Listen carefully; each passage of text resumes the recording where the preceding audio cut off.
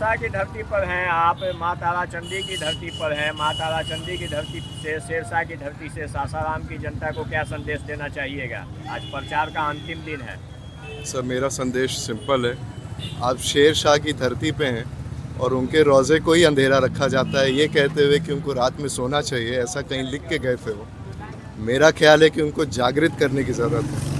He was one of the best military commanders that this country produced, one of the best logistical experts that this country produced, और वो आदमी अंधेरे में सो रहा है, इस वजह से ये शहर भी अंधेरे में सो रहा है। ये कहीं ना कहीं राज्य सरकार की कमियां हैं या पुरातत्व विभाग की कमियां हैं? नहीं साहब, ये यहाँ की जनता की कमी है, क्योंकि शेर शाह के टाइम पे ना राज्य सरकार था ना एएसआई थी, जनता तब भी थी।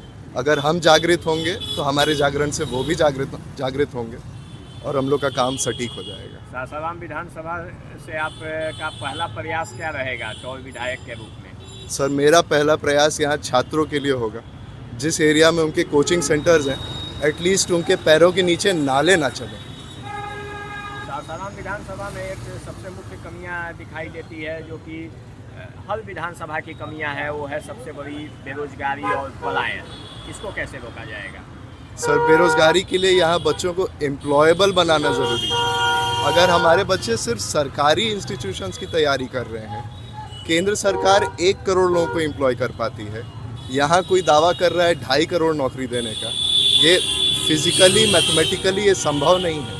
बेहतर है कि लोगों को एंटरप्रेन्योर बनाया जाए, प्राइवेट नौकरियों की तरफ ढकेला जाए, उनको इंस्पायर किया जाए कि सरकार से हटकर भी कुछ दुनिया है, उस दुनिया की तरफ देखें, क्योंकि सरकार इतने लोगों को नहीं एम्प्लॉय कर सकती। लेकिन बिहार में तो ये सरकारी नौकरी की धारणा है, कैसे इसको बदलाव लाइए? बिहार एक कंजर्वेटिव स्टेट है सर, एक गरीब स्टेट है। यहाँ 90% लोग रूरल हैं और एग्रीकल्चरल हैं, इसलिए उनके लिए एस्पिरेशन है कि वो सरकार के लिए काम करें।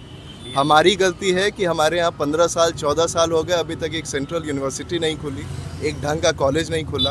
आप यहाँ से टीपा तक चले जाइए, कितने लॉ कॉलेजेस हैं, कितने बीएड कॉलेजेस हैं।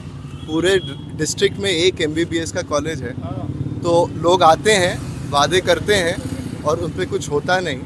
बेहतर है कि हम लोग एजुकेशन की तरफ काम करना स्टार्ट करें, लोगों को स्किल और ट्रेन करना स्टार्ट करें।